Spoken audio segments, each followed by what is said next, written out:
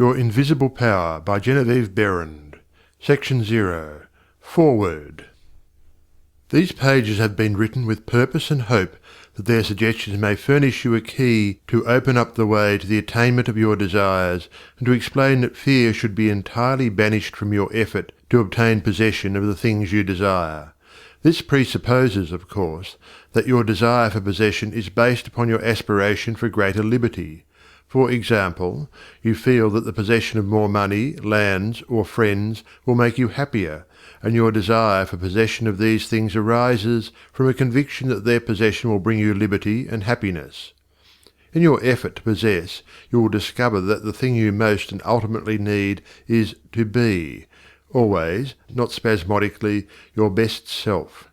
That self which understands that the mistakes of those you love are simply misunderstandings.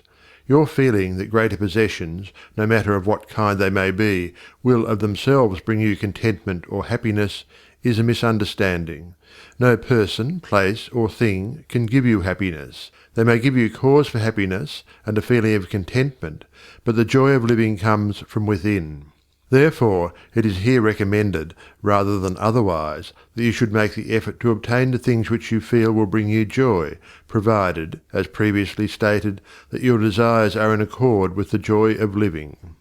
It is also desired, in this volume, to suggest the possibilities in store for all who make persistent effort to understand the law of visualization and make practical application of this knowledge on whatever plane he or she may be. The word effort, as here employed, is not intended to convey the idea of strain. All study and meditation should be without strain or tension. It has been my endeavour to show that by starting at the beginning of the creative action or the mental picture, certain corresponding results are sure to follow. While the laws of the universe cannot be altered, they can be made to work under specific conditions, thereby producing results for individual advancement which cannot be obtained under the spontaneous working of the law provided by nature. However far the suggestions I have given you of the possibilities in store for you through visualizing may carry you beyond your past experience, they nowhere break the continuity of the law of cause and effect. If, through the suggestions given here, anyone is brought to realize that their mind is a centre through and in which all power there is in operation, simply waiting to be given direction in the one and only way through which it can take specific action, and this means reaction in concrete or physical form, then the mission to which this book is dedicated has been fulfilled. Try to remember that the picture you think, feel, and see is reflected into the universal mind, and by the natural law of reciprocal action must return to you in either spiritual or physical form. Knowledge of this law of reciprocal action between the individual and the universal mind opens to you free access to all you may wish to possess or to be. It must be steadfastly borne in mind that all this can only be true for the individual who recognizes that they derive their power to make an abiding mental picture from the all-originating universal spirit of life, God, and can be used constructively only so long as it is employed and retained in harmony with the nature of the spirit which originated it. To ensure this, there must be no inversion of the thought of the individual regarding their relationship to this universal originating spirit, which is that of a son or daughter, through which the parent mind acts and reacts. Thus conditioned, whatever you think and feel yourself to be, the creative spirit of life is bound to faithfully reproduce in a corresponding reaction. This is the great reason for picturing yourself and your affairs as you wish them to be as existing facts, though invisible to the physical eye, and live in your picture. An honest endeavour to do this, always recognizing that your own mind is a projection of the originating spirit, will prove to you that the best there is yours in all your ways. End of Foreword.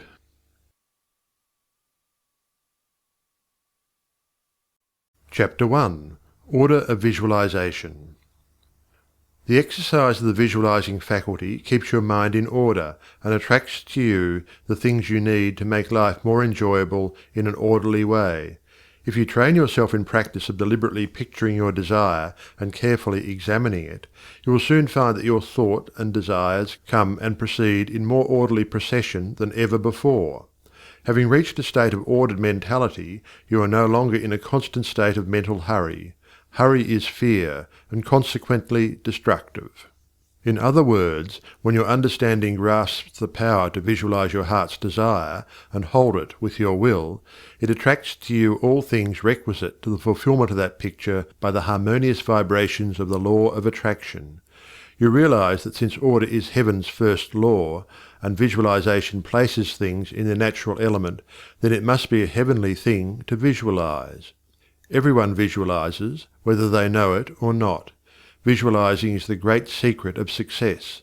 The conscious use of this great power attracts to you greatly multiplied resources, intensifies your wisdom, and enables you to make use of advantages which you formerly failed to recognize. We now fly through the air, not because anyone has been able to change the laws of nature, but because the inventor of the flying machine learned how to apply nature's laws, and by making orderly use of them produced the desired result. So far as natural forces are concerned, nothing has changed since the beginning. There were no airplanes in the year one, because those of that generation could not conceive the idea as a practical working possibility. It has not yet been done, was the argument, and it cannot be done. Yet the laws and materials for practical flying machines existed then as now. Troward tells us that the great lesson he learned from the airplane and wireless telegraphy is the triumph of principle over precedent, and the working of an idea to its logical conclusion in spite of accumulated testimony of all past experience.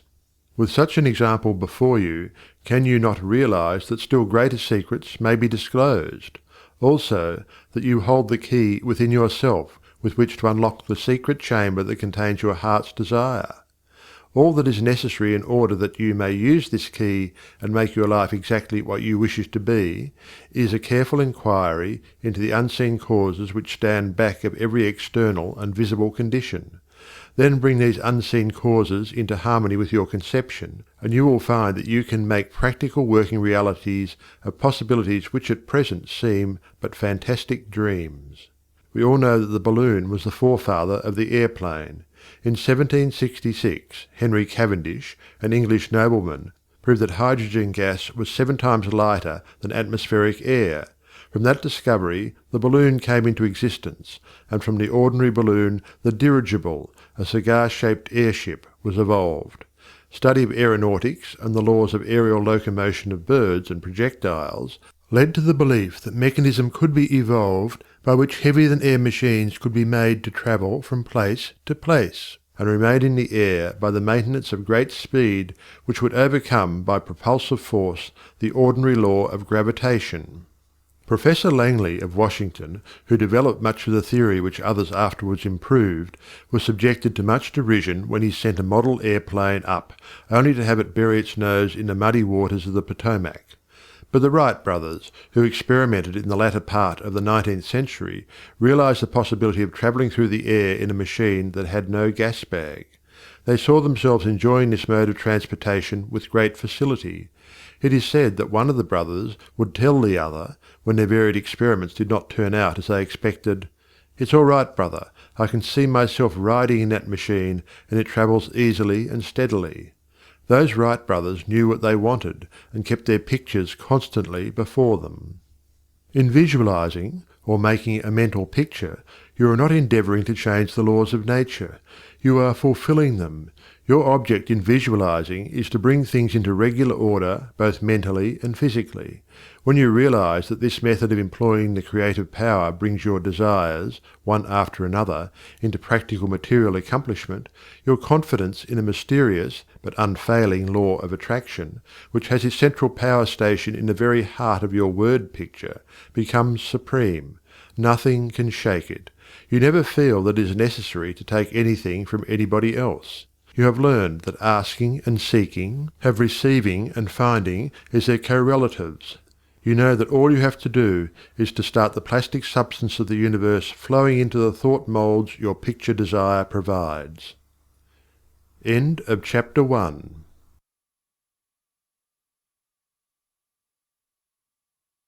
Chapter 2. How to attract to yourself the things you desire. The power within you which enables you to form a thought picture is the starting point of all there is. In its original state it is the undifferentiated formless substance of life. Your thought picture forms the mould, so to speak, into which this formless substance takes shape. Visualizing, or mentally seeing things and conditions as you wish them to be, is the condensing, the specializing power in you that might be illustrated by the lens of a magic lantern. The magic lantern is one of the best symbols of this imaging faculty. It illustrates the working of the creative spirit on the plane of the initiative and selection, or in its concentrated specializing form, in a remarkably clear manner. This picture slide illustrates your own mental picture, invisible in the lantern of your mind until you turn on the light of your will. That is to say, you light up your desire with absolute faith that the creative spirit of life in you is doing the work. By the steady flow of light of the will on the spirit, your desired picture is projected upon the screen of the physical world, an exact reproduction of the pictured slide in your mind. Visualizing without a will sufficiently steady to inhibit every thought and feeling contrary to your picture would be as useless as a magic lantern without the light. On the other hand, if your will is sufficiently developed to hold your picture in thought and feeling, without any ifs, simply realizing that your thought is the great attracting power, then your mental picture is as certain to be projected upon the screen of your physical world as any pictured slide put into the best magic lantern ever made. Try projecting the picture in a magic lantern with a light that is constantly shifting from one side to the other, and you will have the effect of an uncertain will. It is as necessary that you should always stand back of your picture with a strong, steady will, as it is to have a strong, steady light back of a picture slide. The joyous assurance with which you can make your picture is the very powerful magnet of faith, and nothing can obliterate it. You are happier than you ever were, because you have learned to know where your source of supply is, and you rely upon its never-failing response to your given direction. When all is said and done, happiness is the one thing which every human being wants, and the study of visualization enables you to get more out of life than you ever enjoyed before. Increasing possibilities keep opening out, more and more, before you. A businessman once told me that since practicing visualization and forming the habit of devoting a few minutes each day to thinking about his work as he desired it to be in a large, broad way, his business had more than doubled in 6 months. His method was to go into a room every morning before breakfast and take a mental inventory of his business as he had left it the night before, and then enlarge upon it. He said he expanded and expanded in this way until his affairs were in remarkably successful condition. He would see himself in his office doing everything that he wanted done. His occupation required him to meet many strangers every day. In his mental picture he saw himself meeting these people, understanding their needs, and supplying them in just the way they wished. This habit, he said, had strengthened and steadied his will in an almost inconceivable manner. Furthermore, by thus mentally seeing things as he wished them to be, he had acquired the confident feeling that a certain creative power was exercising itself for him and through him, for the purpose of improving his little world. When you first begin to visualize seriously, you may feel, as many others do, that someone else may be forming the same picture you are, and that, naturally, would not suit your purpose. Do not give yourself any unnecessary concern about this. Simply try to realize that your picture is an orderly exercise of the universal creative power specifically applied. Then you may be sure that no one can work in opposition to you. The universal law of harmony prevents this. Endeavour to bear in mind that your mental picture is universal mind exercising its inherent powers of initiative and selection specifically. God, or universal mind, made man for the specific purpose of differentiating himself through him. Everything that is came into existence in this same way, by this self-same law of self-differentiation, and for the same purpose. First the idea, the mental picture, or the prototype of the thing, which is the thing itself, in its incipiency or plastic form. The great architect of the universe contemplated himself as manifesting through his polar opposite, matter, and the idea expanded and projected itself until we have a world, many worlds. Many people ask, but why should we have a physical world at all? The answer is, because it is the nature of originating substance to solidify under directivity rather than activity, just as it is the nature of wax to harden when it becomes cold, or plaster of Paris to become firm and solid when exposed to the air. Your picture in this same divine substance in its fluent state, taking shape through the individualized centre of divine operation, your mind. And there is no power to prevent this combination of spiritual substance from becoming physical form. It is the nature of spirit to complete its work, and an idea is not complete until it has made for itself a vehicle. Nothing can prevent your picture from coming into concrete form except the same power which gave it birth, yourself. Suppose you wish to have a more orderly room. You look about your room, and the idea of order suggests boxes, closets, shelves, hooks, and so forth. The box, the closet, the hooks, all are concrete ideas of order, vehicles through which order and harmony suggest themselves. End of chapter 2.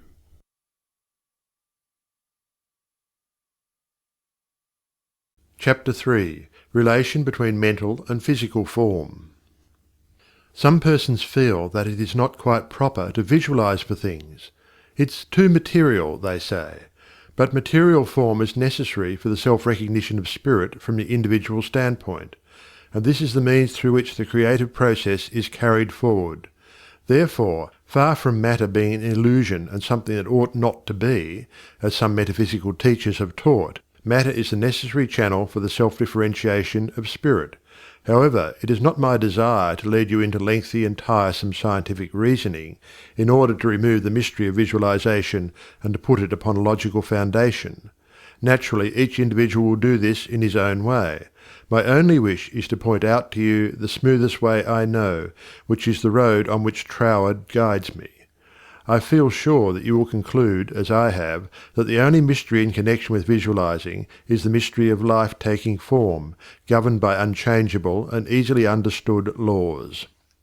We all possess more power and greater possibilities than we realize, and visualizing is one of the greatest of these powers. It brings other possibilities to our observation.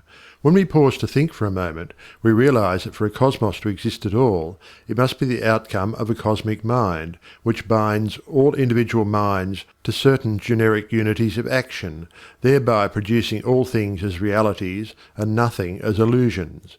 If you will take this thought of Troward's and meditate upon it without prejudice, you will surely realize that concrete material form is an absolute necessity of the creative process. Also, that matter is not an illusion, but a necessary channel through which life differentiates itself. If you consider matter in its right order as the polar opposite to spirit, you will not find any antagonism between them. On the contrary, together they constitute one harmonious whole. And when you realize this, you feel, in your practice of visualizing, that you are working from cause to effect, from beginning to finish. In reality, your mental picture is the specialized working of the originating spirit. One could talk for hours on purely scientific lines, showing, as Troward says, that raw material for the formation of the solar systems is universally distributed throughout all space. Yet investigation shows that while the heavens are studded with millions of suns, there are spaces that show no signs of cosmic activity. This being true, there must be something which started cosmic activity in certain places, while passing over others in which the raw material was equally available. At first thought, one might attribute the development of cosmic energy to the etheric particles themselves.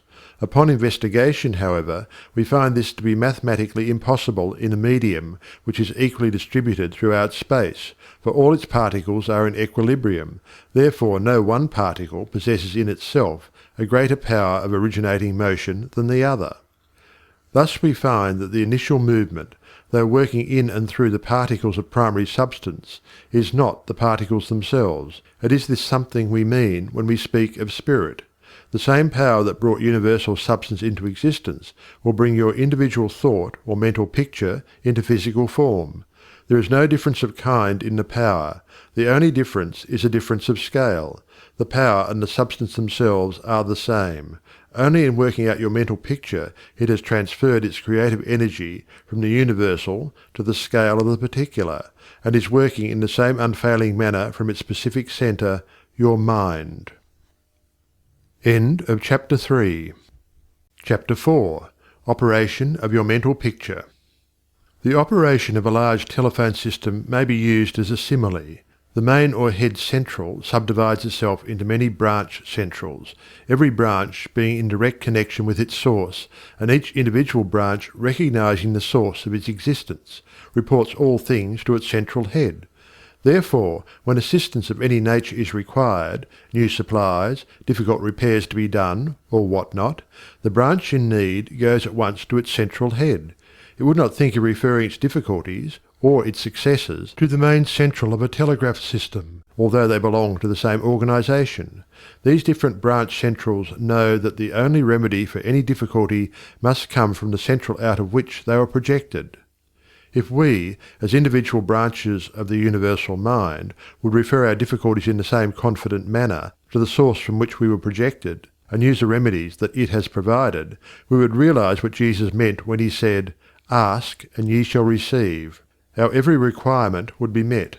Surely the Father must supply the child. The trunk of the tree cannot fail to provide for its branches. Everything animate or inanimate is called into existence or outstandingness by a power which itself does not stand out. The power that creates the mental picture, the originating spirit substance of your pictured desire, does not stand out. It projects the substance of itself, that is, a solidified counterpart of itself, while it remains invisible to the physical eye. Only those will ever appreciate the value of visualizing who are able to realize Paul's meaning when he said, "The worlds were formed by the word of God. Things which are seen are not made of things which do appear." There is nothing unusual or mysterious in the idea of your pictured desire coming into material evidence. It is the working of a universal natural law. The world was projected by the self-contemplation of the universal mind, and this same action is taking place in its individualized branch, which is the mind of man. Everything in the whole world has its beginning in mind, and comes into existence in exactly the same manner from the hat on your head to the boots on your feet. All are projected thoughts, solidified. Your personal advance in evolution depends upon your right use of the power of visualizing, and your use of it depends on whether you recognize that you, yourself, are a particular center through and in which the originating spirit is finding ever new expression for potentialities already existing within itself. This is evolution, this continual unfolding of existing, though outwardly invisible things. Your mental picture is the force of attraction that evolves and combines the originating substance into specific shape. Your picture is the combining and evolving powerhouse, so to speak, through which the originating creative spirit expressed itself. Its creative action is limitless, without beginning and without end, and always progressive and orderly. It proceeds stage by stage, each stage being necessary preparation for the one to follow. Now let us see if we can get an idea of the different stages by which the things in the world have come to be. Troward says, if we can get at the working principle which is producing these results, we can very quickly and easily give it personal application. First, we find that the thought of originating life, or spirit, about itself, is its simple awareness of its own being, and this produced a primary ether, a universal substance out of which everything in the world must grow.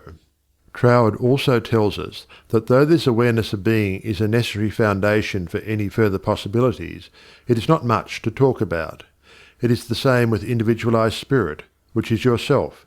Before you would entertain the idea of making a mental picture of your desire as being at all practical, you must have some idea of your being, of your I am, and just as soon as you are conscious of your I amness, you begin to wish to enjoy the freedom which this consciousness suggests. You want to do more and be more, and as you fulfill this desire within yourself, localized spirit begins conscious activities in you. The thing you are most concerned with is the specific action of the creative spirit of life, universal mind specialized. The localized God germ in you is your personality, your individuality, and since the joy of absolute freedom is the inherent nature of this God germ, it is natural that it should endeavor to enjoy itself through its specific center. And as you grow in the comprehension that your being, your individuality, is God particularizing himself, you naturally develop divine tendencies. You want to enjoy life and liberty. You want freedom in your affairs as well as in your consciousness, and it is natural that you should. Always with this progressive wish there is a faint thought picture. As your wish and your recognition grow into an intense desire, this desire becomes a clear mental picture. For example, a young lady studying music wishes she had a piano in order to practice at home. She wants the piano so much that she can mentally see it in one of the rooms. She holds the picture of the piano and indulges in a mental reflection of the pleasure and advantage it will be to have the piano in the corner of the living room. One day she finds it there just as she had pictured it.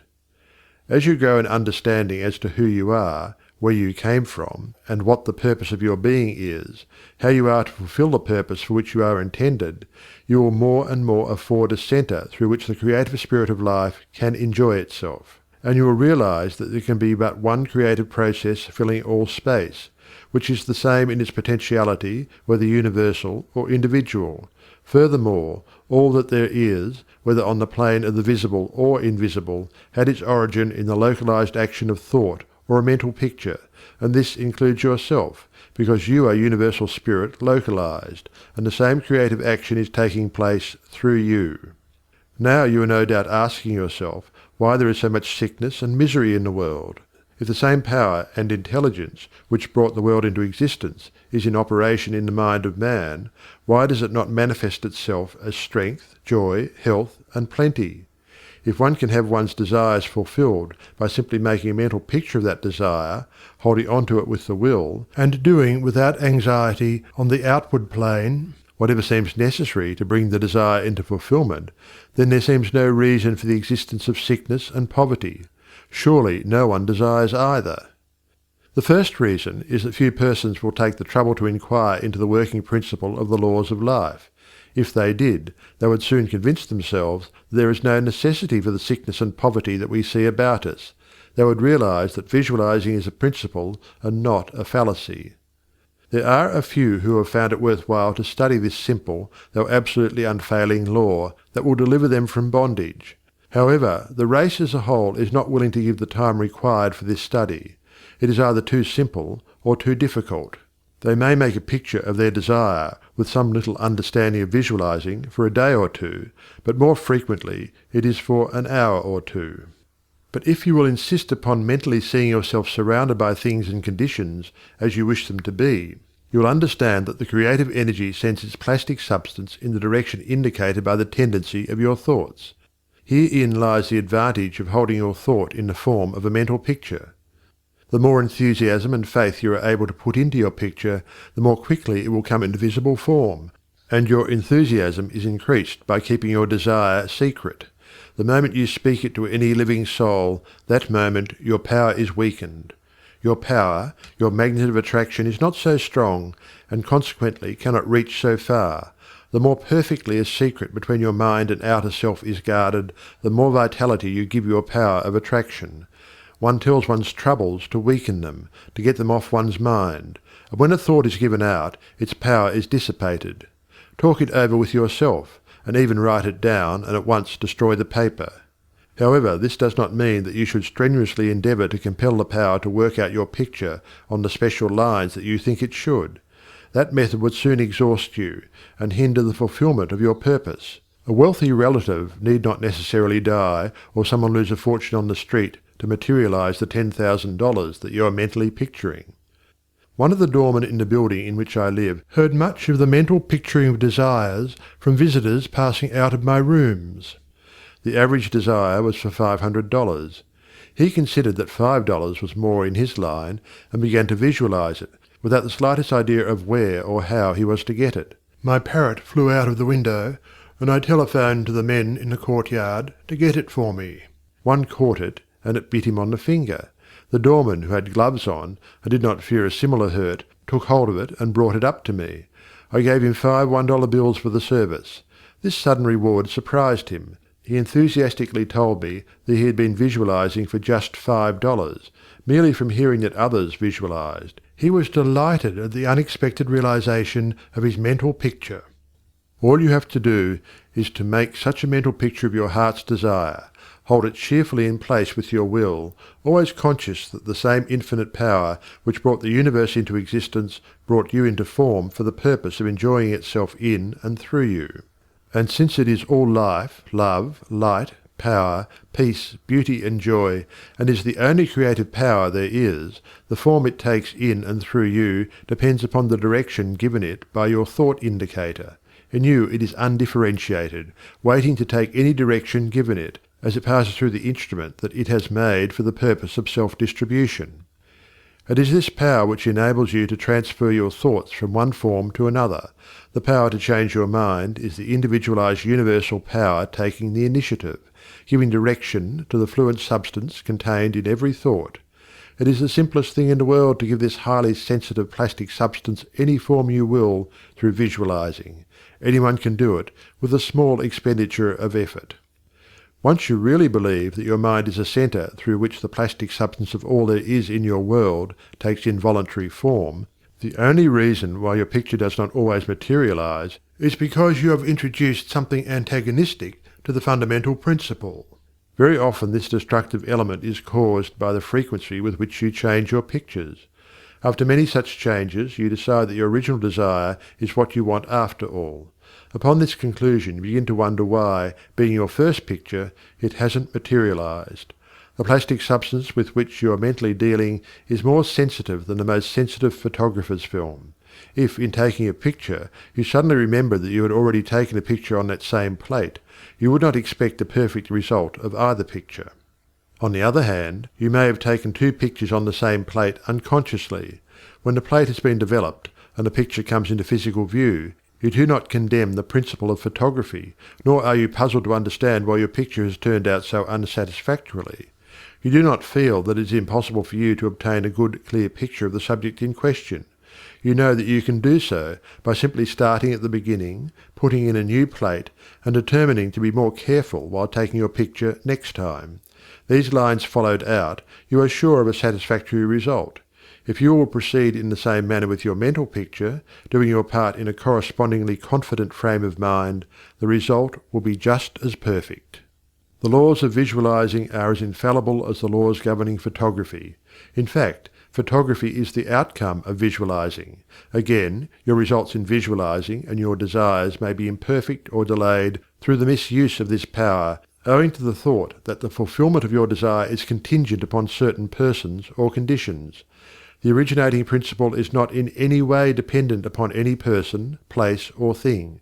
It has no past and knows no future. The law is that the originating creative principle of life is the universal here and everlasting now. It creates its own vehicles through which to operate. Therefore, past experience has no bearing upon your present picture. So do not try to obtain your desire through a channel that may not be natural for it, even though it may seem reasonable to you. Your feeling should be that the thing, or the consciousness which you so much desire, is normal and natural, a part of yourself, a form for your evolution. If you can do this, there is no power to prevent your enjoying the fulfillment of the picture you have in hand, or any other. End of chapter 4.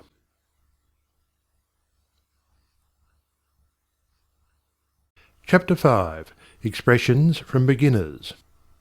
Hundreds of persons have realized that visualizing is an Aladdin's lamp to him with a mighty will. General Foch says that his feelings were so outraged during the Franco-Prussian War in 1870 that he visualized himself leading a French army against the Germans to victory. He said he made his picture, smoked his pipe, and waited. This is one result of visualizing we are all familiar with.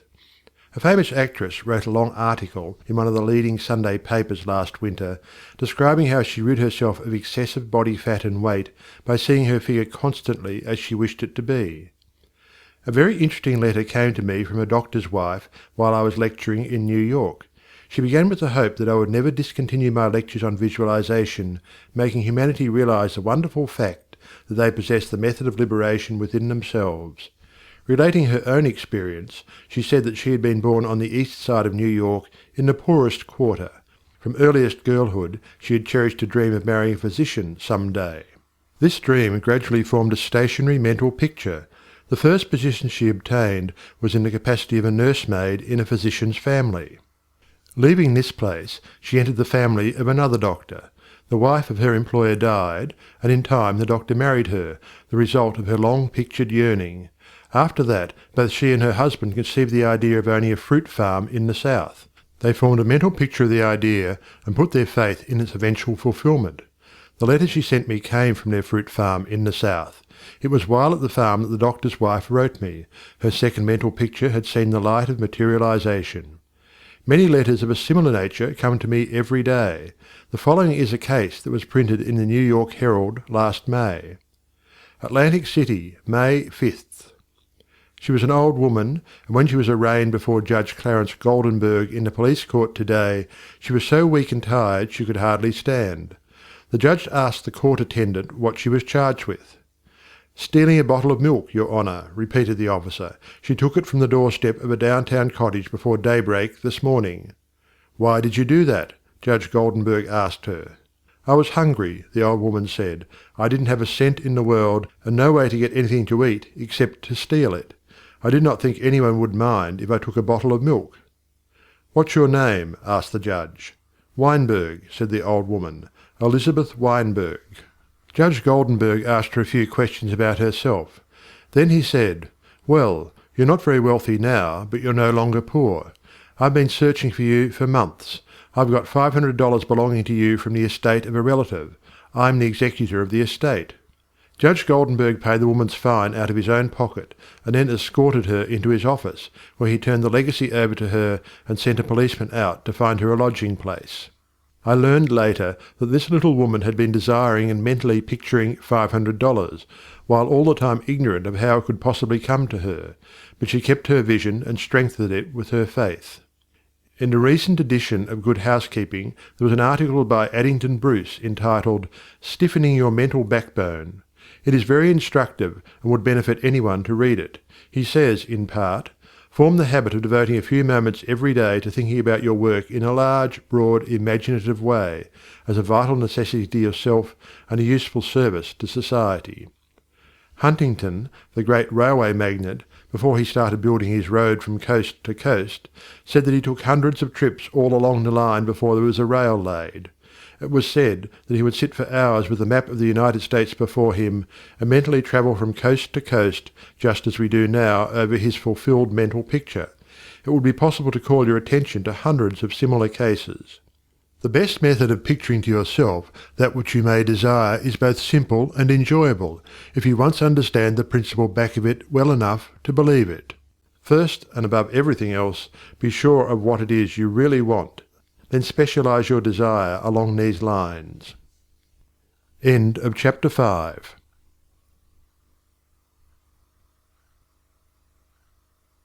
Chapter 6. Suggestions for making your mental picture. Perhaps you want to feel that you've lived to some purpose. You want to be content and happy, and feel that with good health and with successful business you could enjoy this state of mind. After you have decided once and for all that this is what you want, you proceed to picture yourself healthy and your business just as great a success as you can naturally conceive it growing into. The best time for making your definite picture is just before breakfast and before retiring at night. As it is necessary to give yourself plenty of time, it may be necessary to rise earlier than is your usual habit. Go into a room where you will not be disturbed. Meditate for a few moments upon the practical working of the law of visualizing, and ask yourself, how did the things about me first come into existence? How may I find it helpful to get more quickly in touch with the invisible supply? Someone felt that comfort would be better expressed and experienced by sitting on a chair than on the floor. The very beginning of the meditation, the chair, was the desire to be at ease. With this came the picture of some sort of a chair. The same principle applies to the hat and the clothes that you wear. Go carefully into this thought of the principle back of the thing. Establish it as a personal experience. Make it a fact to your consciousness. If you are thorough in this, you will find yourself in the deep consciousness beneath the surface of your own thought power. Then open a window, take about 10 deep breaths, and during the time draw a large imaginary circle of light around you. As you inhale, keeping yourself in the centre of this circle of light, see great rays of light coming from the circle and entering your body at all points, centralizing itself at your solar plexus. Hold the breath a few moments at this central light of your body, the solar plexus, then slowly exhale. As you do this, mentally see imaginary rays or sprays of light going up through the body and down and out through the feet. Mentally spray your entire body with this imaginary light. When you have finished the breathing exercise, sit in a comfortable upright chair and mentally know that there is but one life, one substance, and this life substance of the universe is finding pleasure in self-recognition in you. Repeat some affirmation of this kind until you feel the truth and reality of the words that you are affirming. Then begin your picture. Whether your desire is for a state of consciousness or a possession, large or small, begin at the beginning. If you want a house, begin by seeing yourself in the kind of house you desire. Go all through it, taking careful note of the rooms, where the windows are situated, and such other details as help you to feel the reality of your concept. You might change some of the furniture and look into some of the mirrors, just to see how healthy, wealthy, and happy you look. Go over your picture again and again until you feel the reality of it. Then write it all down just as you have seen it, with the feeling that the best there is mine. There is no limit to me, because my mind is the centre of divine operation, and your picture is as certain to come true in your physical world as the sun is to shine. End of chapter 6.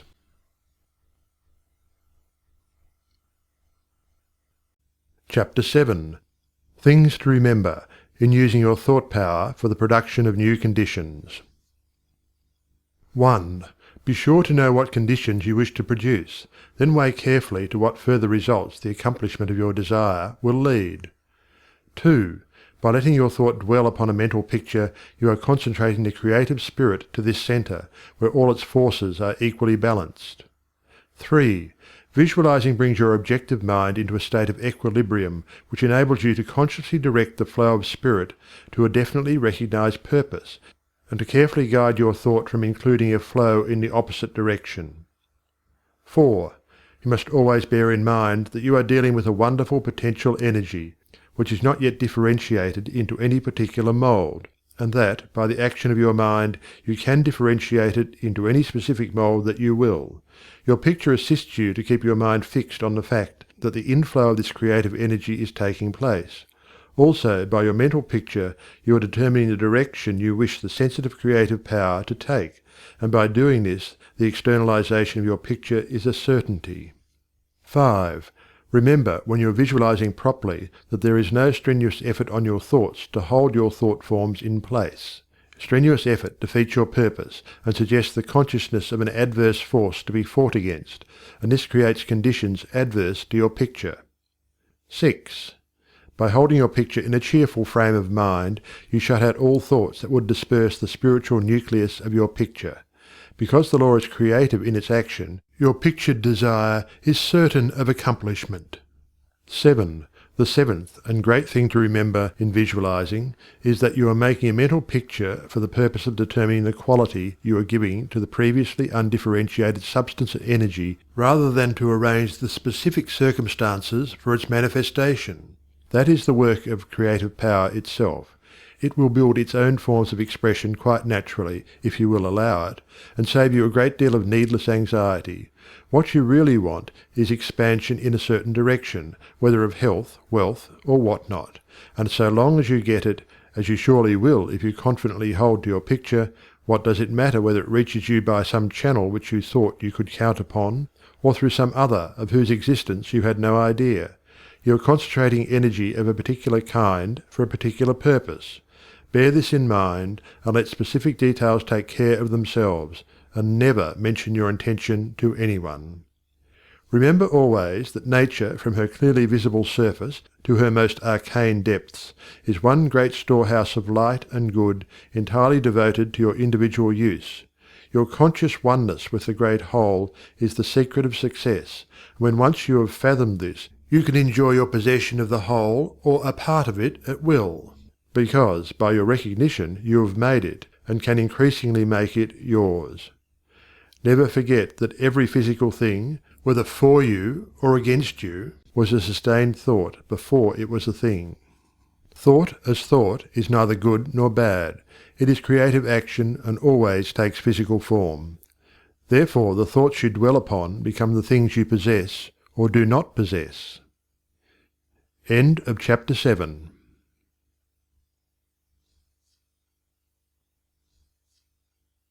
Chapter 8. Why I took up the study of mental science.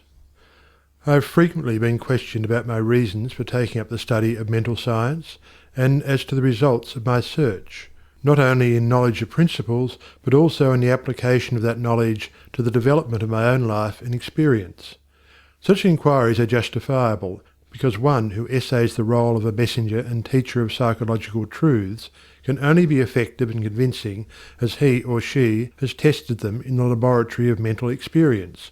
This is particularly true in my case, as the only personal pupil of Thomas Troward, the greatest master of mental science of the present day, whose teaching is based upon the relation borne by the individual mind toward the universal creative mind, which is the giver of life, and the manner in which that relation may be invoked to secure expansion and fuller expression in the individual life.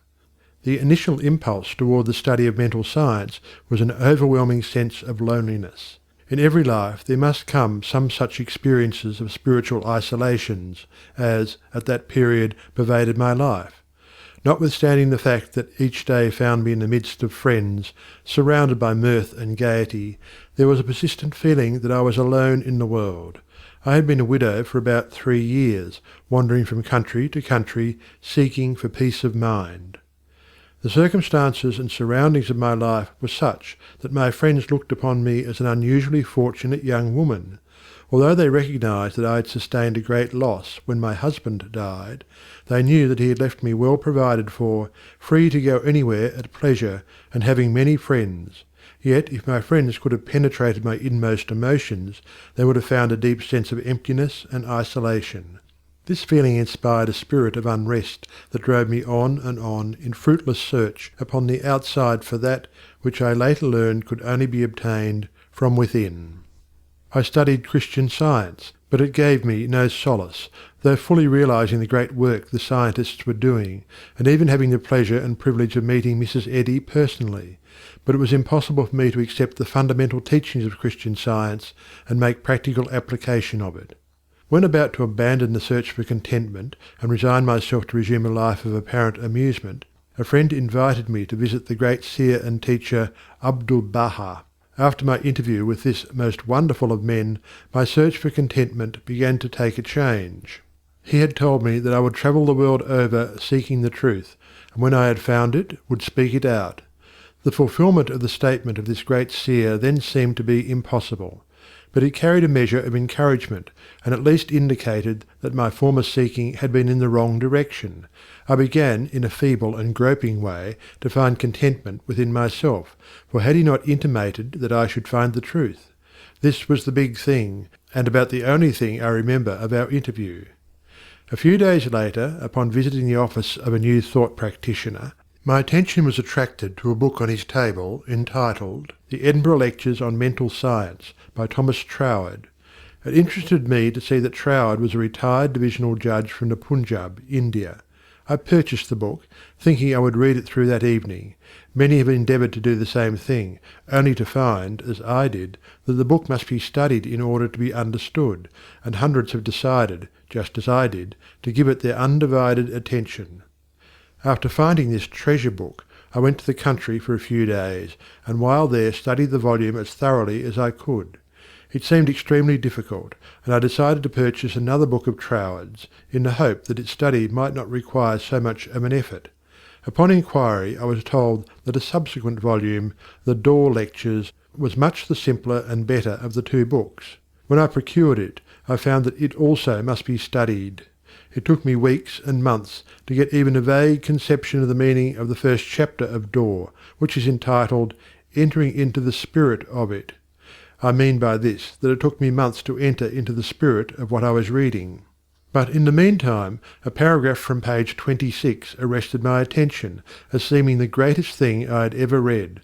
I memorized it and endeavoured with all my soul to enter into the spirit of Troward's words. The paragraph reads, My mind is a centre of divine operation. The divine operation is always for expansion and fuller expression, and this means the production of something beyond what has gone before, something entirely new, not included in the past experience, though proceeding out of it by an orderly sequence of growth. Therefore, since the divine cannot change its inherent nature, it must operate in the same manner with me.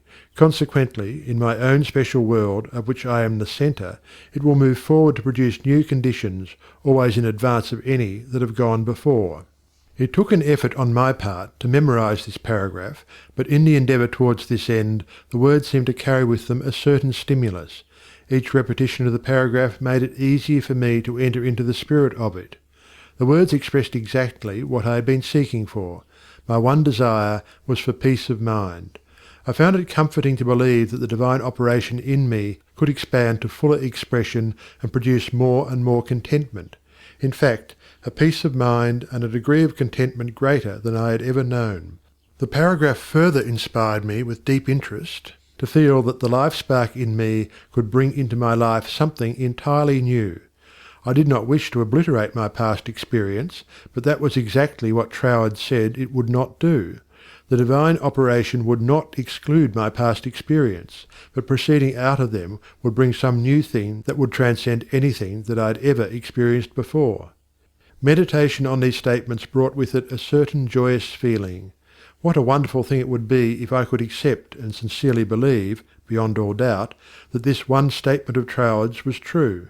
Surely the divine could not change its inherent nature, and since divine life is operating in me, I must be divinely inhabited, and the divine in me must operate just as it operates upon the universal plane. This meant that my whole world of circumstances, friends and conditions would ultimately become a world of contentment and enjoyment of which I am the centre. This would all happen just as soon as I was able to control my mind, and thereby provide a concrete centre around which the divine energies could play. Surely it was worth trying for. If Troward had found this truth, why not I? This idea held me to my task. Later I determined to study with the man who had realized and given to the world so great a statement. It had lifted me from my state of despondency. The immediate difficulty was the need for increased finances. End of chapter 8.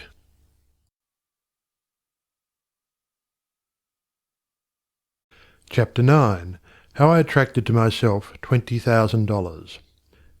In the laboratory of experience in which my newly revealed relation to divine operation was to be tested, the first problem was a financial one. My income was a stipulated one, quite enough for my everyday needs. But it did not seem sufficient to enable me to go comfortably to England where Troward lived, and remain for an indefinite period to study with so great a teacher as he must be. So before inquiring whether Troward took pupils, or whether I would be eligible in case he did, I began to use the paragraph I had memorized. Daily, in fact almost hourly, the words were in my mind. My mind is a centre of divine operation, and divine operation means expansion into something better than has gone before. From the Edinburgh lectures I had read something about the law of attraction, and from the chapter of Causes and Conditions I had gleaned a vague idea of visualizing. So every night, before going to sleep, I made a mental picture of the desired $20,000. 20 $1,000 bills were counted over each night in my bedroom, and then, with the idea of more emphatically impressing my mind with the fact that this $20,000 was for the purpose of going to England and studying with Troward, I wrote out my picture, saw myself buying my steamer ticket, walking up and down the ship's deck from New York to London, and finally saw myself accepted as Troward's pupil. This process was repeated every morning and every evening, always impressing more and more fully upon my mind Troward's memorized statement, "My mind is a centre of divine operations." I endeavoured to keep this statement in the back part of my consciousness all the time, with no thought in mind as to how the money might be obtained. Probably the reason why there was no thought of the avenues through which the money might reach me was because I could not possibly imagine where the $20,000 would come from. So I simply held my thoughts steady and let the power of attraction find its own ways and means. One day, while walking on the street, taking deep breathing exercises, the thought came, My mind is surely a centre of divine operation. If God fills all space, then God must be in my mind also.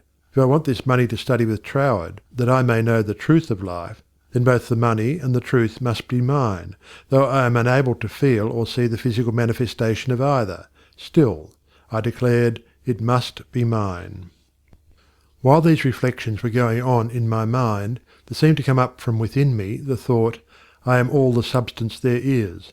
Then from another channel in my brain the answer seemed to come. Of course, that's it. Everything must have its beginning in mind. The I, the idea, must be the only one and primary substance there is, and this means money as well as everything else. My mind accepted this idea, and immediately all the tension of mind and body was relaxed. There was a feeling of absolute certainty of being in touch with all the power life has to give.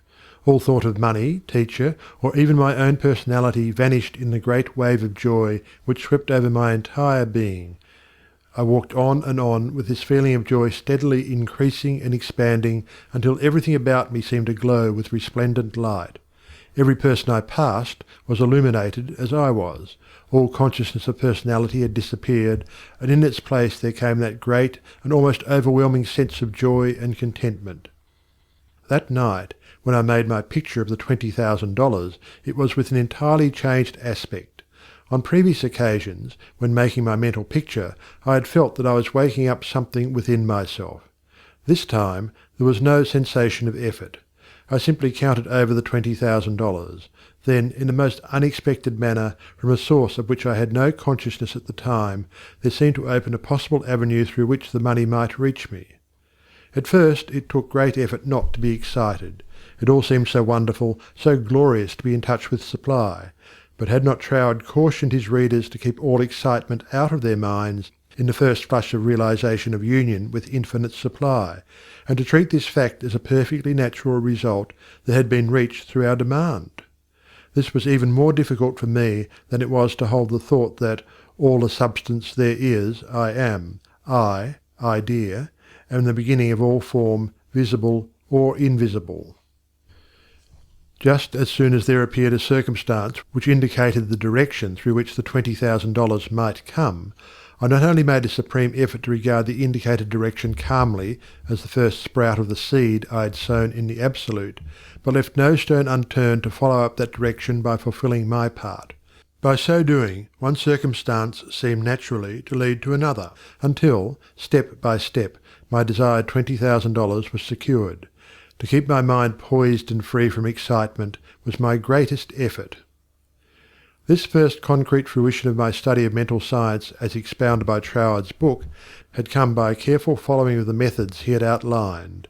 In this connection, therefore, I can offer to the reader no better gift than to quote Troward's book, The Edinburgh Lectures, from which may be derived a complete idea of the line of action I was endeavouring to follow. In the chapter on causes and conditions, he says, "To get good results, we must properly understand our relation to the great impersonal power we are using. It is intelligent, and we are intelligent, and the two intelligences must cooperate. We must not fly in the face of the law, expecting it to do for us what it can only do through us, and we must therefore use our intelligence with the knowledge that it is acting as the instrument of a greater intelligence, and because we have this knowledge we may and should cease from all anxiety as to the final result. In actual practice, we must first form the ideal conception of our object with the definite intention of impressing it upon the universal mind. It is this thought that takes such thought out of the region of mere causal fancies, and then affirm that our knowledge of the law is sufficient reason for a calm expectation of a corresponding result, and that therefore all necessary conditions will come to us in due order. We can then turn to the affairs of our daily life with the calm assurance that the initial conditions are either there already or will soon come into view. If we do not at once see them, let us rest content with the knowledge that the spiritual prototype is already in existence, and wait till some circumstance pointing in the desired direction begins to show itself. It may be a very small circumstance, but it is the direction and not the magnitude that is to be taken into consideration. As soon as we see it, we should regard it as the first sprouting of the seed sown in the Absolute, and do calmly and without excitement whatever the circumstances seem to require, and then, later on, we shall see that this doing will, in turn, lead to a further circumstance in the same direction, until we find ourselves conducted, step by step, to the accomplishment of our object. In this way, the understanding of the great principle of the law of supply will, by repeated experiences, deliver us more and more completely out of the region of anxious thought and toilsome labour, and bring us into a new world where the useful employment of all our powers, whether mental or physical, will only be an unfolding of our individuality upon the lines of its own nature, and therefore a perpetual source of health and happiness, a sufficient inducement, surely, to the careful study of the laws governing the relation between the individual and the universal mind. To my mind, then as now, this quotation outlines the core and centre of the method and manner of approach necessary for coming in touch with infinite supply. At least it, together with the previously quoted statement, "My mind is a centre of divine operation," etc., constituted the only apparent means of attracting to myself the $20,000. My constant endeavour to get into the spirit of these statements, and to attract to myself this needed sum, was about 6 weeks, at the end of which time I had in my bank the required $20,000. This could be made into a long story, giving all the details, but the facts, as already narrated, will give you a definite idea of the magnetic condition of my mind while the $20,000 was finding its way to me. End of chapter 9.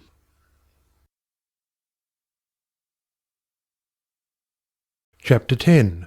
How I became the only personal pupil of the greatest mental scientist of the present day. As soon as the idea of studying with Troward came to me, I asked a friend to write to him for me, feeling that perhaps my friend could put my desire in better or more persuasive terms than I could employ. To all the letters written by this friend I received not one reply. This was so discouraging that I would have completely abandoned the idea of becoming Troward's pupil, except for the experience I had that day on the street when my whole world was illuminated, and I remembered the promise, "All things whatsoever thou wilt, believe thou hast received, and thou shalt receive." With this experience in my mind, my passage to England was arranged, notwithstanding the fact that apparently my letters were ignored. We wrote again, however, and finally received a reply, very courteous, though not very positive. Troward did not take pupils. He had no time to devote to a pupil. Notwithstanding this definite decision, I declined to be discouraged because of the memory of my experience upon the day when the light and the thought came to me, "I am all the substance there is." I seemed to be able to live that experience over at will, and with it there always came a flood of courage and renewed energy. We journeyed on to London, and from there telegraphed Troward asking for an interview. The telegram was promptly answered by Troward, setting a date when he could see us. At this time Troward was living in Ruan Manor, a little out-of-the-way place in the southern part of England, about 20 miles from a railway station. We could not find it on the map, and with great difficulty Cook's touring agency in London located the place for us. There was very little speculation in my mind as to what Troward would say to me in this interview. There always remained the feeling that the truth was mine, also that it would grow and expand in my consciousness until peace and contentment were outward as well as inward manifestations of my individual life. We arrived at Troward's house in a terrific rainstorm, and were cordially received by Troward himself, whom I found, much to my surprise, to be more the type of a Frenchman than an Englishman. I afterwards learned that he was a descendant of the Huguenot race. A man of medium stature, with rather a large head, big nose, and eyes that fairly danced with merriment. After we had been introduced to the other members of the family, and given a hot cup of tea, we were invited into the living-room, where Troward talked very freely of everything except my proposed studies. It seemed quite impossible to bring him to that subject. Just before we were leaving, however, I asked quite boldly, "Will you not reconsider your decision to take a personal pupil? I wish so much to study with you." To which he replied with a very indifferent manner that he did not feel that he could give the time it would require for personal instruction, but that he would be glad to give me the names of 2 or 3 books, which he felt would not only be interesting but instructive to me. He said he felt much flattered and pleased that I had come all the way from America to study with him, and as we walked out through the lane from his house to our automobile, his manner became less indifferent. A feeling of sympathy seemed to touch his heart, and he turned to me with the remark, "You might write to me, if so inclined, after you get to Paris, and perhaps, if I have time in the autumn, we could arrange something, though it does not seem possible now." I lost no time in following up his very kind invitation to write. My letters were all promptly and courteously answered, but there was never a word of encouragement as to my proposed studies. Finally, about 2 months later, there came a letter with a question in it. "What do you suppose is the meaning of this verse in the 21st chapter of Revelation?" 16. "And the city lieth foursquare, and the length is as large as the breadth. And he measured the city with the reed, 12,000 furlongs. The length and the breadth and the height of it are equal." Instinctively I knew that my chance to study with Troward hung upon my giving the correct answer to that question. The definition of the verse seemed utterly beyond my reach. Naturally, answers came to my mind, but I knew intuitively that none was correct. I began bombarding my scholarly friends and acquaintances with the same question. Lawyers, doctors, priests, nuns and clergymen, all over the world, received letters from me with this question in them. Later answers began to return to me, but intuition told me that none was correct. All the while I was endeavouring to find the answer for myself, but none seemed to come. I memorized the verse in order that I might meditate upon it. I began a search of Paris for the books Troward had recommended to me, and after 2 or 3 days' search we crossed the river Seine to the Ile de Cite to go into some of the old bookstores there. They were out of print, and these were the best places to find them in. Finally we came upon a little shop that had the books there. These were the last copies the man had, consequently the price was high. While remonstrating with the clerk, my eye rested upon the work of an astrologer, which I laughingly picked up and asked, "Do you think Professor would read my horoscope?" The clerk looked aghast at the suggestion, and responded, "Why no, madame, this is one of France's greatest astrologers. He does not read horoscopes." In spite of this answer, there was a persistent impulse within me to go to the man. The friend who had accompanied me in my search for the books remonstrated with me, and tried in every way to dissuade me from going to the famous astrologer, but I insisted, and she went with me. When we came to his office, I found it somewhat embarrassing to ask him to read my horoscope. Nevertheless, there was nothing to do but put the question. Reluctantly, the professor invited us into his paper-strewn study, and reluctantly, and also impatiently, asked us to be seated. Very courteously and coldly, he told me that he did not read horoscopes. His whole manner said, more clearly than words could, that he wished we would take our departure. My friend stood up. I was at a great loss what to do next, because I felt that I was not quite ready to go. Intuition seemed to tell me there was something for me to gain there. Just what it was I was unable to define, so I paused a moment, much to my friend's displeasure, when one of the professor's enormous Persian cats jumped into my lap. "Get down, Jack!" the professor shouted. What does it mean? He seemed to ask himself. Then, with a greater interest than he had hitherto shown in me, the professor said with a smile, "I have never known that cat to go to a stranger before, madame. My cat pleads for you. I also now feel an interest in your horoscope, and if you will give me the data, it will give me pleasure to write it out for you." There was a great feeling of happiness in me when he made this statement. He concluded by saying, "I do not feel that you really care for your horoscope." The truth of this statement shocked me, because I did not care about a horoscope, and could not give any reason why I was letting him do it. However, he said, "May I call for your data next Sunday afternoon?" On Sunday afternoon, at the appointed time, the professor arrived, and I was handing him the slip of paper with all the data of my birth, etc., when the idea came to me to ask the professor for the answer to the question about the 16th verse of the 21st chapter of Revelation. The thought was instantly carried into effect, and I found myself asking this man what he thought this verse meant. Without pausing to think it over, he immediately replied, "It means, the city signifies the truth, and the truth is non-invertible. Every side from which you approach it is exactly the same." Intuitively and undoubtingly I recognised this answer as the true one, and my joy knew no bounds, because I felt sure that with this correct answer in my possession, Troward would accept me as his pupil in the fall. As the great astrologer was leaving, I explained to him all about my desire to study with Troward, how I had come from New York City for that express purpose, seemingly to no avail, until the answer to this test question had been given to me by him. He was greatly interested and asked many questions about Troward, and when asked if he would please send me his bill, he smilingly replied, "Let me know if the great Troward accepts you as his pupil," and bade me good afternoon. I hastened to my room to send a telegram to Troward giving my answer to the question about the 16th verse of the 21st chapter of Revelation. There was an immediate response from Troward that said, "Your answer is correct.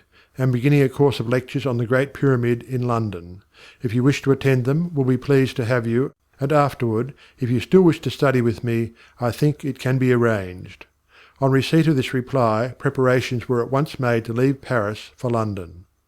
I attended all the lectures, receiving much instruction from them, after which arrangements were made for my studying with Troward. 2 days before leaving for Cornwall, I received the following letter from Troward, clearly indicating the line of study he gave me. 31 Stanwick Road, West Kensington, England.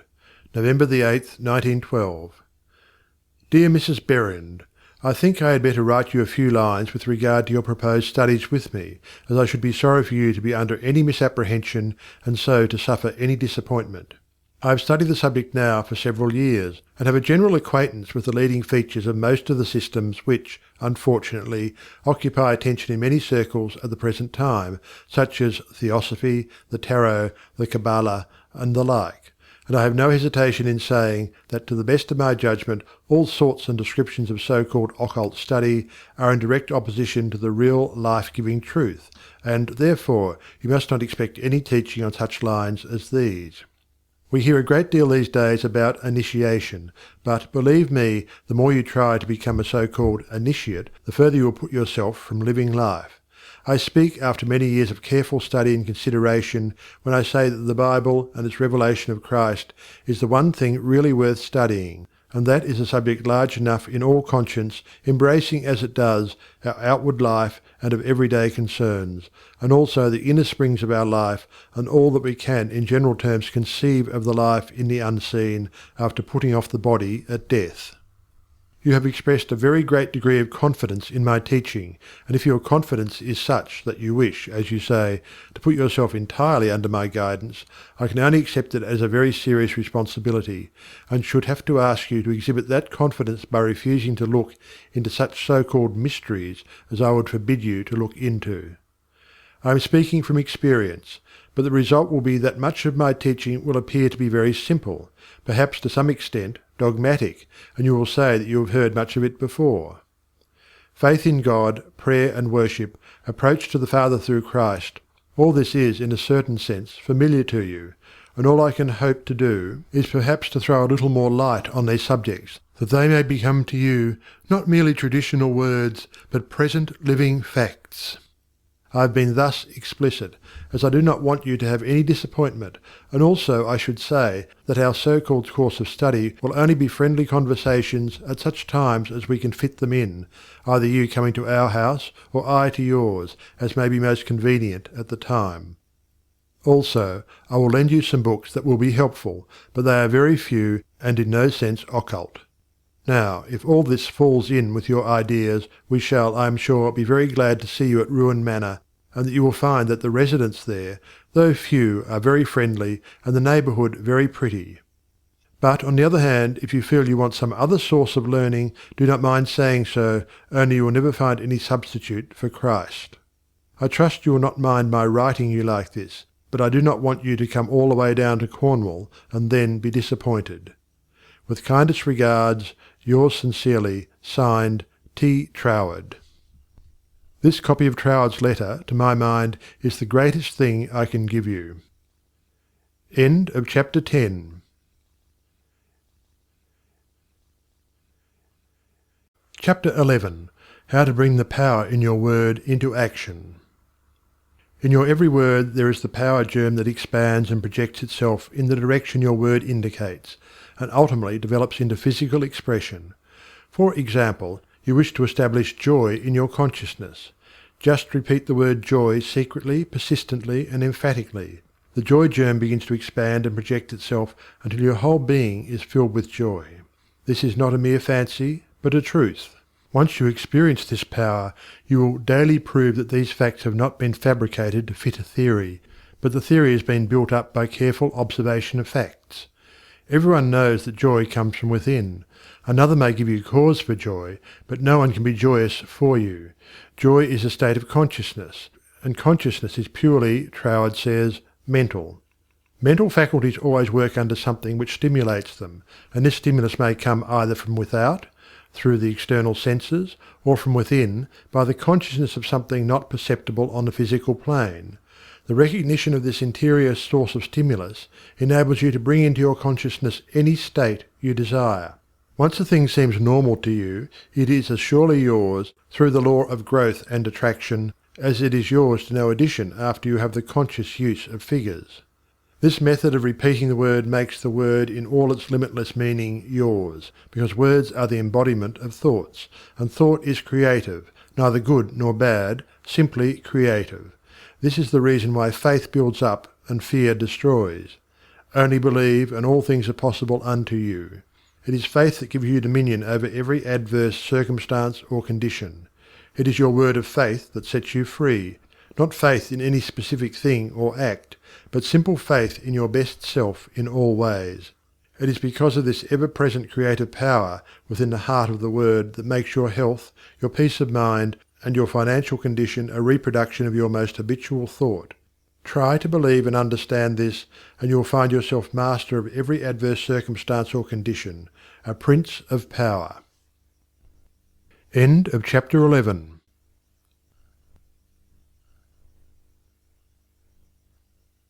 Chapter 12. How to increase your faith. But, you ask, how can I speak the word of faith when I have little or no faith? Every living thing has faith in something or somebody. It is the quality of the creative energy in the positive faith thought which gives it vitality, not the form it takes. Even intense fear is alive with faith. You fear smallpox because you believe it possible for you to contract it. You fear poverty and loneliness because you believe them possible for you. It is your habitual tendency of thought that reappears in your mind, your body, and your affairs, not the occasional thought upon some specific line or desire.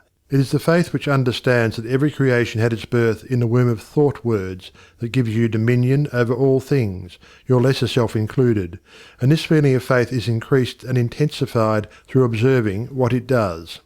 This observation is the observation of your state of consciousness when you did, not when you hoped you might, but feared it was too good to be true. How did you feel that time when you simply had to bring yourself into a better frame of mind, and did, or you had to have a certain thing, and got it? Live these experiences over again and again, mentally, until you really feel in touch with the self that knows and does, and the best there is yours. End of chapter 12.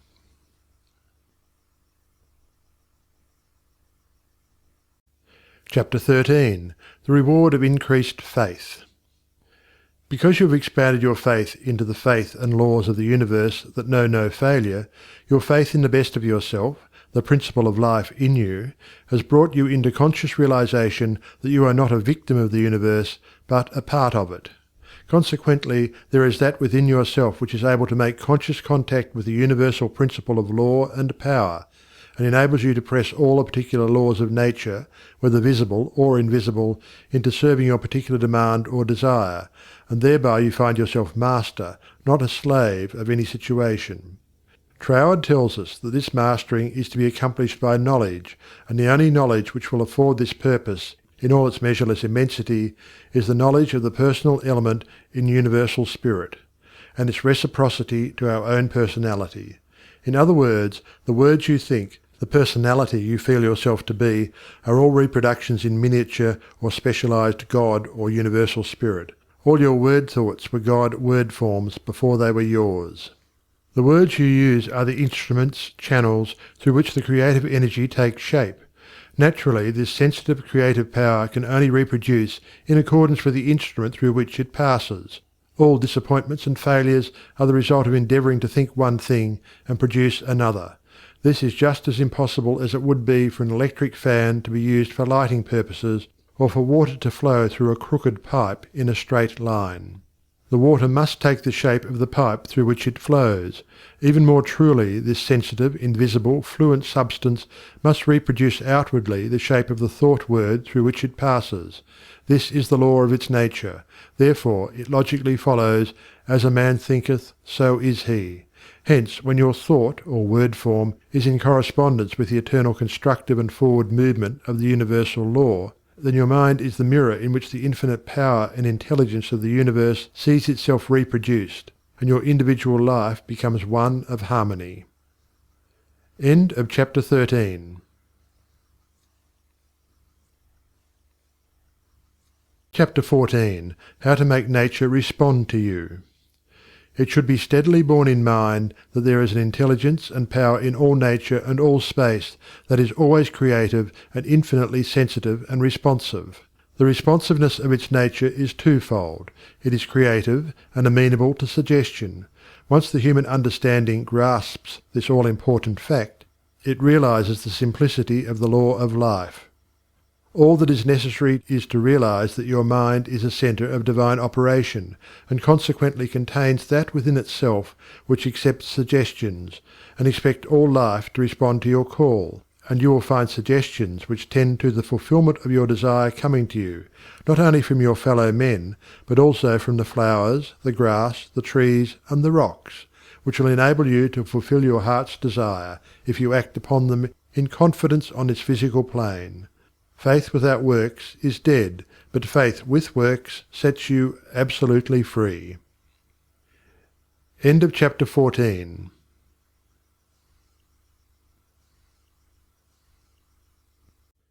Chapter 15. Faith with Works. What it has accomplished. It is said of Tyson, the great Australian millionaire, that the suggestion to make the desert land of Australia blossom as the rose came to him from a modest little Australian violet, while he was working as a bushman for something like 3 shillings a day.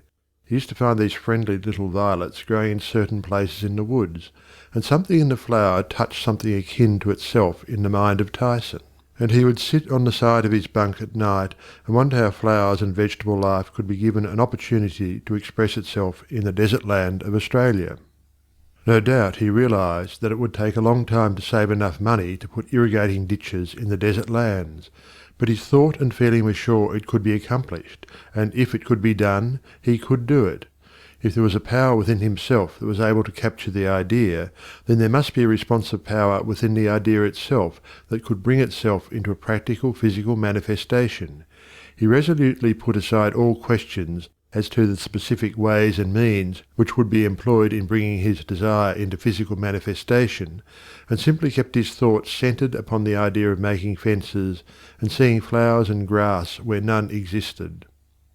Since the responsiveness of reproductive creative power is not limited to any local condition of mind, his habitual meditation and mental picture set his ideas free to roam in an infinitude, and attract to themselves other ideas of a kindred nature.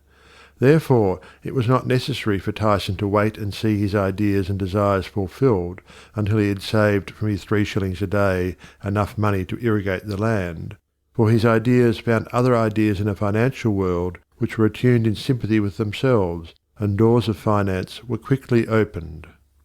All charitable institutions are maintained upon the principle of the responsiveness of life. If this were not true, no one would care to give, simply because another needed. The law of demand and supply, cause and effect, can never be broken. Ideas attract to themselves kindred ideas. Sometimes they come from a flower, a book, or out of the invisible. You are sitting or walking, intent upon an idea not quite complete as to the ways and means of fulfilment, and behold, along comes another idea, from no one can tell where, and finds friendly lodging with your idea, one idea attracting another, and so on until your desires are physical facts. You may feel the necessity for an improvement in your finances, and wonder how this increase can be brought about, when there seems to suddenly come from within the idea that everything had its birth in thought, even money, and your thoughts turn their course. You simply hold to the statement or affirmation that the best, and all there is yours. Since you are able to capture ideas from the infinite through the instrument of your intuition, you let your mind rest upon that thought. knowing full well that this very thought will respond to itself. Your inhibition of the thought of doubt and feeling of anxiety enables the reassuring ideas to establish themselves and attract to themselves "I can" and "I will" ideas, which gradually grow into physical form of the desire in mind. In the conscious use of the universal power to reproduce your desires in physical form, 3 facts should be borne in mind. First, all space is filled with a creative power. Second, this creative power is amenable to suggestion. Third, it can only work by deductive methods. As Troward tells us, this last is an exceedingly important point, for it implies that the action of the ever-present creative power is in no way limited by precedent. It works according to the essence of the spirit of the principle. In other words, this universal power takes its creative direction from the word you give it. Once man realizes this great truth, it becomes the most important of all his consideration with what character this sensitive reproductive power is invested. It is the unvarying law of this creative life principle that as a man thinketh in his heart, so is he. If you realize the truth that the only creative power can be to you only what you feel and think it to be, it is willing and able to meet your demands. Troward says, "If you think your thought is powerful, then your thought is powerful. As a man thinketh in his heart, so is he, is the law of life, and the creative power can no more change this law than an ordinary mirror can reflect back to you a different image than the object you hold before it. As you think, so are you, does not mean as you tell people you think, or as you would wish the world to believe you think. It means your innermost thoughts, that place where no one but you knows. None can know the Father save the Son, and no one can know the Son but the Father." Only the reproductive creative spirit of life knows what you think until your thoughts become physical facts and manifest themselves in your body, your brain, or your affairs. Then everyone with whom you come in contact may know, because the Father, the intelligent creative energy which heareth in secret, hears your most secret thoughts, rewards you openly, reproduces your thoughts in physical form. As you think you know, that is what you become, should be kept in the background of your mind constantly. This is watching and praying without ceasing. And when you are not feeling quite up to par physically, pray. End of chapter 15.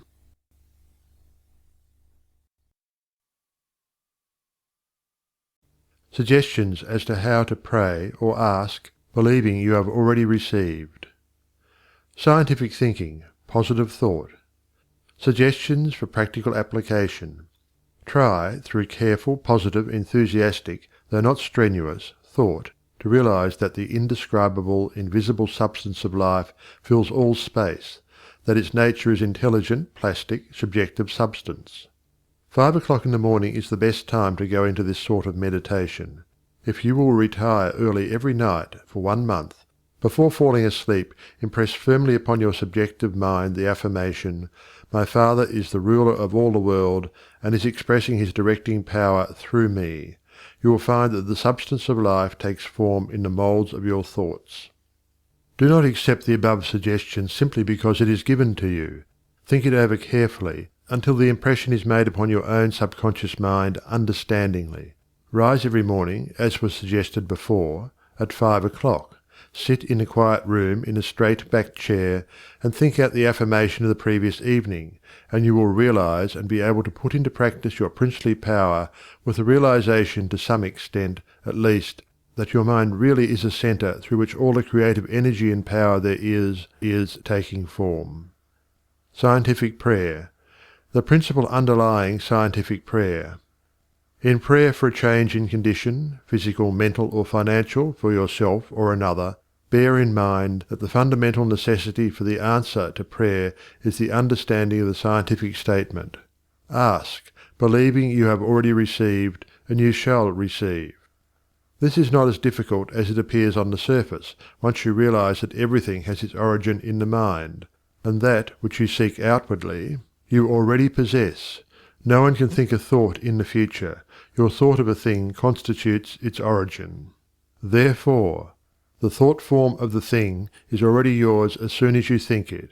Your steady recognition of this thought possession causes the thought to concentrate, to condense, to project itself, and to assume physical form.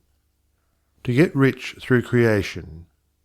The recognition or conception of new forces of wealth is the loftiest aspiration you can take into your heart, for it assumes and implies a furtherance of all noble aims. Items to be remembered about prayer for yourself or another. Remember that that which you call treatment or prayer is not, in any sense, hypnotism. It should never be your endeavour to take possession of the mind of another. Remember that it should never be your intention to make yourself believe that which you know to be untrue. You are simply thinking into God or First Cause with the understanding that, if a thing is true at all, there is a way in which it is true throughout the universe. Remember that the power of thought works by absolutely scientific principles. These principles are expressed in the language of the statement, "As a man thinketh in his heart, so is he." This statement contains a world of wisdom, but man's steady recognition and careful application of the statement itself is required to bring it into practical use. Remember that the principles involved in being as we think in our heart are elucidated and revealed by the law, "As you sow, you shall reap." Remember that your freedom to choose just what you will think, just what thought possession you will affirm and claim, constitutes God's gift to you. It shows how First Cause has endowed every man with the power and ability to bring into his personal environment whatever he chooses, cause and effect in reference to getting. If you plant an acorn, you get an oak. If you sow a grain of corn, you reap a stalk and many kernels of corn. You always get the manifestation of that which you consciously or unconsciously affirm and claim, habitually declare and expect, or in other words, as you sow. Therefore sow the seeds of "I am," "I ought," "I can," "I will realize," that because you are, you ought, that because you ought, you can, that because you can, you do. The manifestation of this truth, even in a small degree, gives you the indisputable understanding that dominion is your charter right. You are an heir of First Cause, endowed with all the power he has. God has given you everything. All is yours, and you know that all you have to do is to reach out your mental hand and take it. This formula may serve as a pattern to shape your own prayer or affirmation into God for the benefit of another or yourself. If, for another, you speak the Christian name of the person you wish to help, then dismiss their personality entirely from your consciousness. Intensify your thought by meditating upon the fact that there is that in you which finds the way, which is the truth, and is the life. You are affirming this fact, believing that since you are thinking this, it is already yours. Having lifted up your feelings to the central idea of this meditation, you examine your own consciousness to see if there is aught which is unlike God. If there is any feeling of worry, fear, malice, envy, hatred, or jealousy, turn back in your meditation to cleanse your thought through the affirmation that God's love and purity fill all space, including your heart and soul. Reconcile your thought with the love of God, always remembering that you are made in the image and likeness of love. Keep this cleansing thought in mind until you feel you have freed your consciousness entirely of all thoughts and feelings other than love and unity with all humanity. Then, if denials do not disturb you, deny all that is unlike your desired manifestation. This accomplished, you almost overlay your denial with the affirmative thought that you are made in the image and likeness of God, and that you already have your desire fulfilled in its original spiritual or thought form. Closing of prayer. Prayer as a method of thought is a deliberate use of the law which gives you the power of dominion over everything which tends in any way to hamper your perfect liberty. You have been given life that you may enjoy it more and more fully. The steady recognition of this truth makes you declare yourself a prince of power. You recognize, accept, and use this power as a child of a king, and hence dominion is your birthright.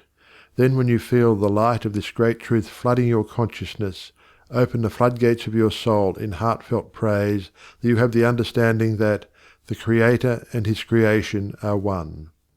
Also that the Creator is continually creating through his creation. Close your treatment in the happy assurance that the prayer which is fulfilled is not a form of supplication, but a steady habitual affirming that the Creator of all creation is operating specifically through you. Therefore, the work must be perfectly done. Your mind is a centre of divine operation. Hints for application and practice.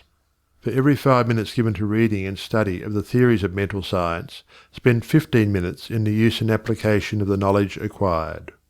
1. Spend 1 minute in every 24 hours in conscientiously thinking over the specification that must be observed in order to have your prayers answered. 2.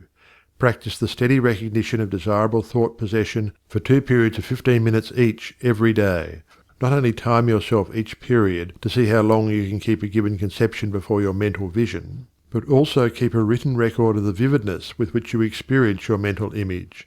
Remember that your mental senses are just as varied and trainable as your physical ones. 3. Spend 5 minutes every day between 12 noon and 1 o'clock with a mental search for new sources of wealth. End of chapter 16.